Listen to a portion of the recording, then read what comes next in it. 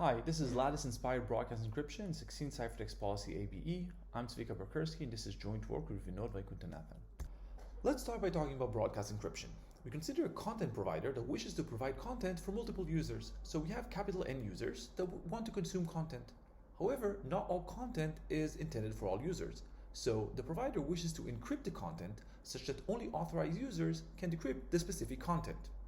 We associate each user with a secret key, and the encryption is done with respect to an authorized set S, such that only if user X is inside the set S, its secret key sk sub x should be useful in order to decrypt the ciphertext sub s. And an important security property that we require is resilience for collusions. So even if some users come together, if none of these users individually is inside the set S and is not supposed to be able to decrypt the ciphertext, even if they come together and use all of their secret keys together, they should still not have any advantage in decrypting the ciphertext. Now, the property that we wish to optimize on is the length of the secret key. So the length of the ciphertext. We want the ciphertext to be as short as possible. Indeed, the naive solution is to just encrypt the content individually for each user. So just encrypt n times with respect to each secret key. And this indeed has the required functionality, but we would like to do better. So we consider a setting where the set itself does not need to be incorporated in the ciphertext. So we assume that the set is actually known to the users and of course to the provider. And the question is, what is the additional ciphertext that we need to send in order to send our content? And we could hope that the length of the ciphertext is almost independent of the number of users. So maybe only the relation is only polylogarithmic. So what is known about this problem? It depends on the cryptographic assumption that you're willing to make. So if we make assumptions that are related to the hardness of the discrete log problem in groups that have a bilinear map between them, this is a family of cryptographic assumptions, then we can have a polynomial improvement over the naive solution. So we can do square root or cube root of n as the length of the ciphertext, and you can even also get an optimal solution in an amortized setting where you first send like some chunk of length n, and then you don't need to pay much for each additional information that you're sending. So this is what is known in the bilinear setting. Now, if in addition to bilinear assumptions, you also use lattice assumptions, or specifically the learning with errors problem, then you can come up with a non-standard set of assumptions under which you get optimal performance, so polylog n dependence on the number of users, and this is a sequence of works from fairly recently. You can also get optimal ciphertext length by relying on obfuscation or related assumptions. It is still an open problem whether it's possible to get optimal parameters by just relying on lattice assumptions, and in particular the learning with errors problem. So the learning with errors problem is a notable example of a family of lattice assumptions which are very useful in cryptography, and in particular it has been discovered, at least especially in recent years, that they have favorable features both in terms of functionality, allowing us to get to achieve cryptographic primitives that we don't know how to achieve under different assumptions, and also in terms of security, since as far as we know these problems are largely resilient to quantum attacks. So we in the community, we're able to construct many advanced cryptographic primitives from these kinds of assumptions, and actually broadcast encryption is possibly the last advanced cryptographic primitive standing that we do not know how to achieve from these assumptions. So it's an interesting open problem whether we can sort of close this gap, and you can try to go one step further and consider an extension of the problem known as ciphertext-policy attribute-based encryption. So I'm going to quickly explain what it is. So remember that when we talked about broadcast encryption, we consider an authorized set of users. However, we can just consider an authorized policy of users. So we can consider a function that takes as input the identity of the user X, and its output actually dictates whether this user is allowed or not allowed to decrypt the ciphertext. So in the context of Ciphertext-Policy ABE, when you have a secret key that's associated with user X and a ciphertext that's associated with functionality F, then if f of x equals to 1, then the secret key is supposed to be able to decrypt and recover the content. And if not, then it should not be able to learn anything. And again, the same collusion resilience property is required to hold. So we would like to know whether it's possible to create ciphertext policy ABE where the ciphertext does not scale much with the circuit that computes the authorized policy. So this is the extension that we are thinking about. And actually throughout the talk, I'm just going to talk about the two problems, broadcast encryption and CPABE interchangeably. So I'm going to use the letter F, but if you're more comfortable when thinking about broadcast encryption, you can always sort of replace my F with capital S and just think about sets. So what do we do in this work? Unfortunately, we don't solve this problem. This problem is still open even after our work. However, we do present a candidate which is inspired by lattice assumptions and actually achieves broadcast encryption and ciphertext policy ABE with optimal parameters. So yeah, we don't solve this open problem, and what we have going for our construction is that so far we don't know of any attacks. So we've been trying for quite a long time to either find attacks or to find a security proof for our construction, and we were able to do neither. So there's no known attacks, and we also don't have a proof of security based on lattice assumptions, on these cryptographic assumptions. And even more annoyingly, we don't even have a closed form assumption. So we could say, well, we don't know how to prove based on the learning with errors problem, but here's an assumption which is not just assuming that the scheme is secure based on the definition of broadcast encryption, but coming up with an assumption that does not directly relate to the security game of broadcast encryption and still allows us to show a security proof. So this would be useful, for example, for trying to break or prove the hardness of the security of our scheme, and we were not able to do this. So this is another sort of shortcoming of our result, but sort of a challenge to the community, I guess. We can sort of explain why the obvious attacks that we know from similar contexts fail in this case, but that's more or less it.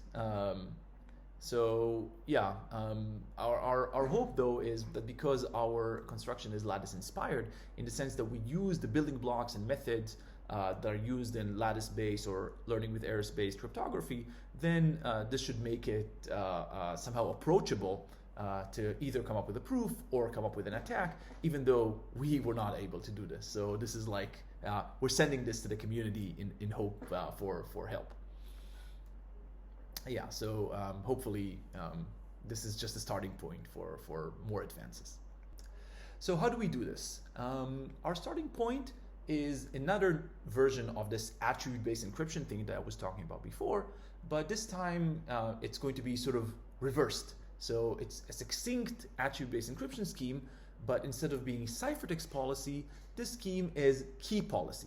What does it mean? So remember that before we said that we have ciphertexts that are associated with some sets or some functions, and we have secret keys that are associated with inputs or users X.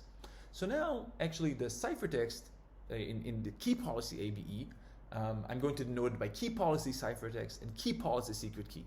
So a key policy ciphertext is associated with an input X, and a key policy secret key is associated with the function F.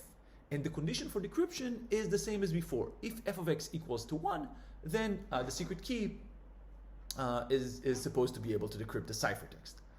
And the crucial point here is that this KPABE scheme by Bonnet et al.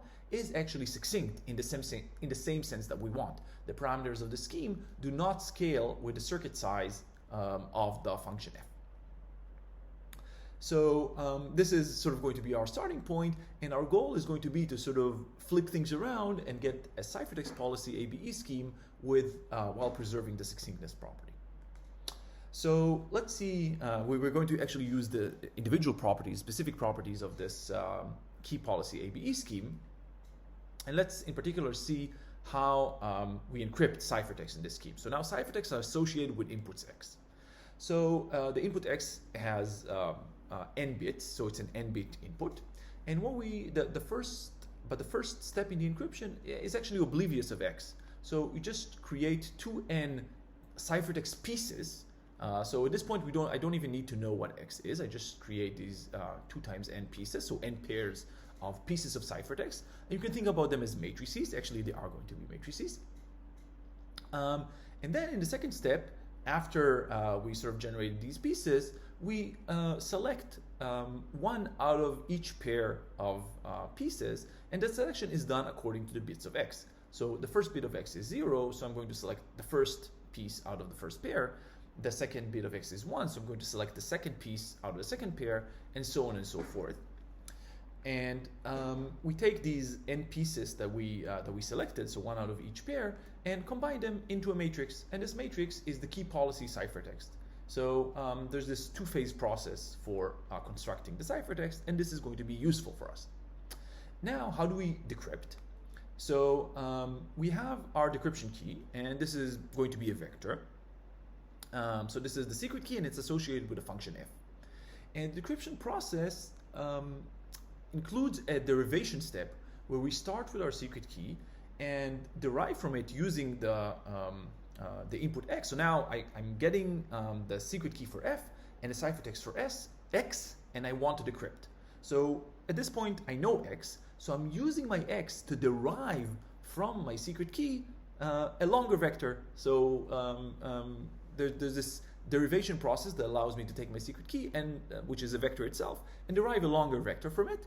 And then we just multiply this vector on the right with the ciphertext. And this is essentially, we do a little bit more stuff, but this is the essential part of the decryption process.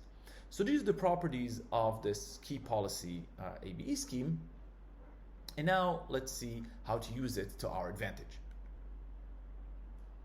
So what do we do? How do we try to sort of like put this thing on its head and get a ciphertext policy scheme? So let's see. So remember, we have a key policy secret key that depends on f and a key policy ciphertext that depends on x, and we want to do the other way around. So now we want a ciphertext that depends on f. So our ciphertext is going to start by just sort of generating a key policy secret key for f and just putting it as a part of the ciphertext. So the ciphertext is going to include this secret key, which is sort of specialized for f. In addition, I'm going to take this part of the encryption that is independent of x. So remember, now at this point, when I'm encrypting with respect to f, I know f, but I don't know anything about x. So I can perform the first phase of the encryption of the key policy scheme, but I cannot perform the second phase of the selection. So I'm just going to sort of defer the second step to the decryption time. So I'm generating all these 2 times n pieces, and I'm just going to lock each one of them with an individual lock, such that the idea is that in the secret key, I'm going to give the user the information to unlock only the boxes that correspond, that are associated with its identity x, such that you should be able to only unlock one out of two pieces from each pair. But we have to do it in a way that maintains the collusion resilience. So if we have 2 different secret keys and each one of them can unlock like a different subset of the pairs, we still need to be able to argue that an adversary that has multiple secret keys, that none of which is allowed to recover, is allowed to properly decrypt, then this property is still going to be maintained, even with this procedure.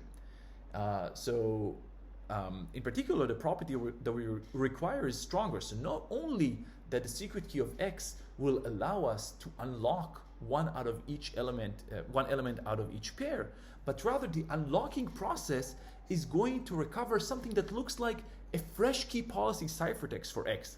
So that if you're actually not authorized to decrypt, then with your secret key, you should be able to recover many things that look like key policy ciphertext with respect to different x's, that none of which is allowed to be decrypted by the key policy secret key of f.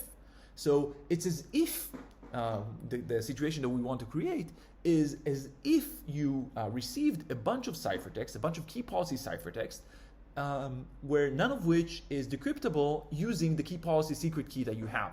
So you should not be able to learn anything. So this is sort of the intuition of what we want to do. So we want to design our locking mechanism such that it is possible to unlock one element out of each pair in a way that does not reveal too much information.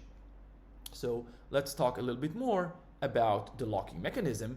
And in order to do this, I should mention an additional property of the key policy scheme. So I said that in order to decrypt, we generate this longer vector and multiply on the right, but I didn't say what happens when you multiply this key policy matrix on the left. So I should say sort of that more or less, without getting into subtle points, when you multiply on the left, you sort of re-randomize the ciphertext. So multiplying the ciphertext on the left by sort of something that comes from the proper distribution sort of randomizes it. It randomizes some parts of the ciphertext, and this is something that we're going to use. Okay, so how do we lock and unlock ciphertext pieces? So the lock is going to be very simple. I'm just going to take the ciphertext piece and add a mask to it. So each ciphertext piece is associated with an index I and a bit B. So whether it's the 0 or 1 element of the ith pair that we generated.